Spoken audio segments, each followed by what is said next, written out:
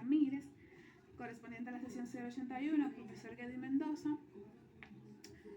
Y yo hoy estaré explicándole acerca de la unidad 2. El tema de la unidad 2 es noción lógica simbólica y teorema de racionalización. Me toca el tema 2.4, 2.5 y 2.6 de dicha unidad. Comenzaré con la definición de lógica. Una pequeña definición de lógica sería: la lógica es reglas y principios que nos permiten distinguir lo correcto de lo incorrecto.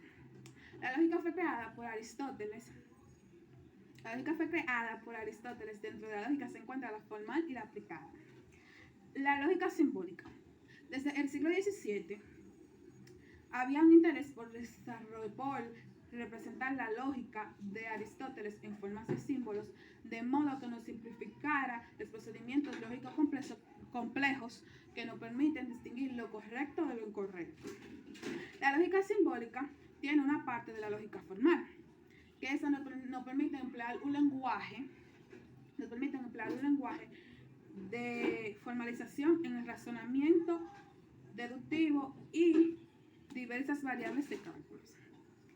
Esta tiene un parecido en las matemáticas, no solo por los símbolos cuasi matemáticos, sino también por la representación de lógica a la manera de cálculos y formularios de reglas de operaciones. A continuación le voy a dar un pequeño ejemplo sobre las variables, que está dentro de la lógica simbólica. Estos son los símbolos que sustituyen las proposiciones o enunciados. Se le llaman variables porque su significado va cambiando según las diferentes argumentaciones o expresiones.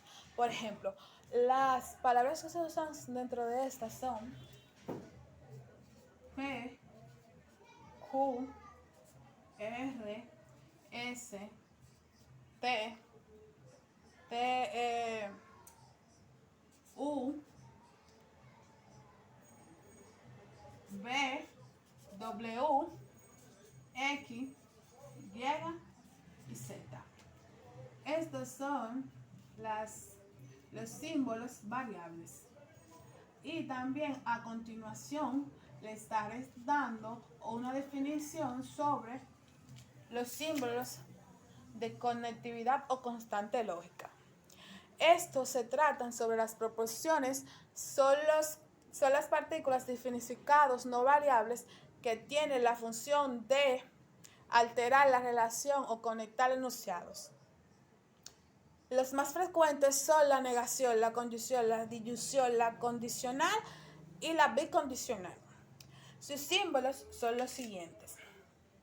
Este es el de negación. El de negación se representa de esta manera que vemos aquí. Y significa no, no es cierto, no es el caso, ninguno o nunca. Pues como les continúo diciendo, este es el símbolo de negación. El siguiente símbolo que vamos a ver es el símbolo de conjunción o conjunción. Es este de aquí el símbolo que podemos ver, según se ve muy claro, puedo ver, sí. Y significa y, además, sin embargo, más, aún, aunque, algún.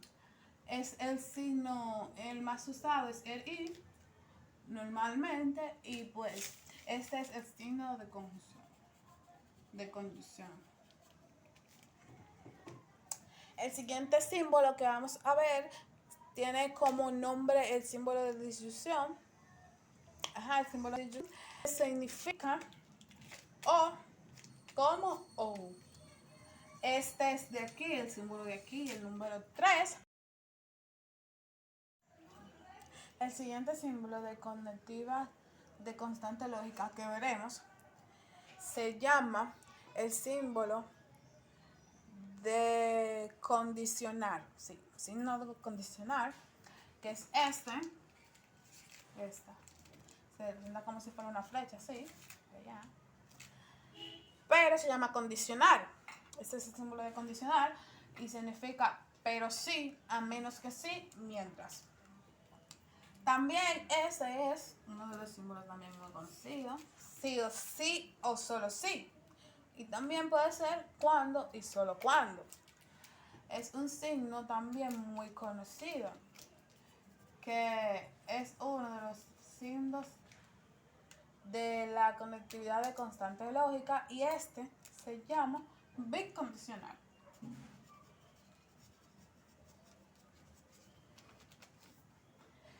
Y por último, pero no menos importante, es el símbolo de disyunción. El símbolo de, perdón, no, sí, símbolo de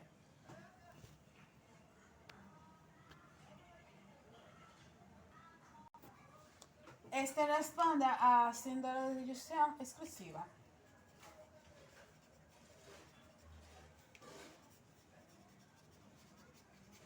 Y el significado es O. Y se representa de esta manera.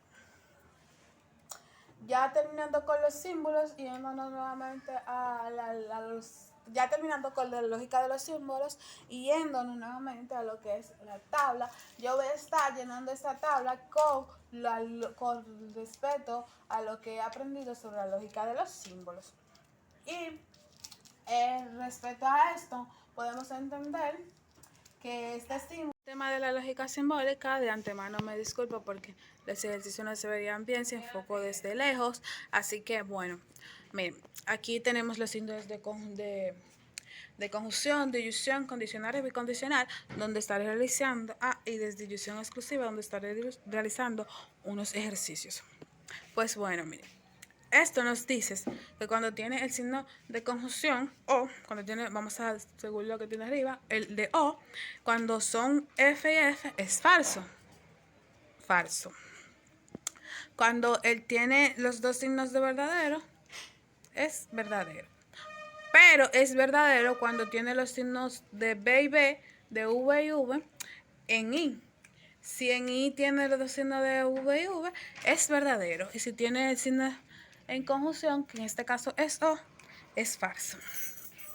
Entonces, pasando al signo de sí, entonces, que este es el signo de condicional, aquí vemos que cuando tiene el verdadero delante y el falso detrás, esta es falsa.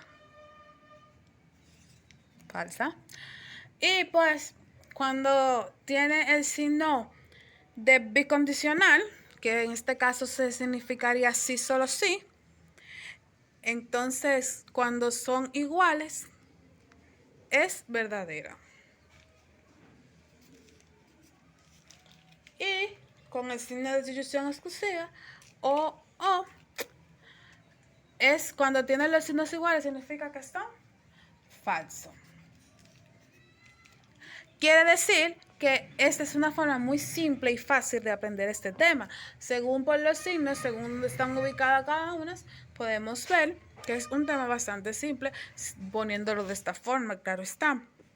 Y pues ya los otros espacios en blanco significarían una sola cosa. Si solamente en el signo de O, cuando son F es que significa falso, cuando son iguales en F significa falso, y en I cuando son iguales en verdadero significa verdadero solamente en ese caso, y en sí entonces cuando la B está delante y la F detrás es falso, y cuando estamos hablando de sí solo sí, solo significa verdadero cuando son iguales, y en disyunción exclusiva, cuando son iguales es que son falsos, significa que todas las demás tienen su respuesta.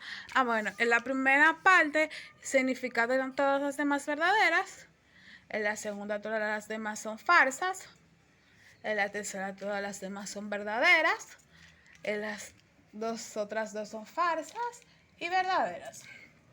Bueno, hasta aquí fue una pequeña tabla que yo pude hacer de la lógica simbólica. Vamos a enfocarlo un poquito más. Esperamos que puedan entender. Leyes de lógica simbólica es el tema 2.4 que me toca sobre la unidad 2.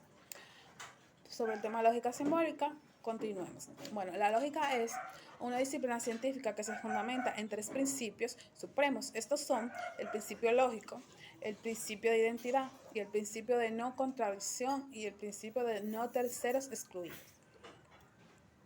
El principio de la identidad expresa que todo ser es uno y es el mismo, es decir, que todo lo que es.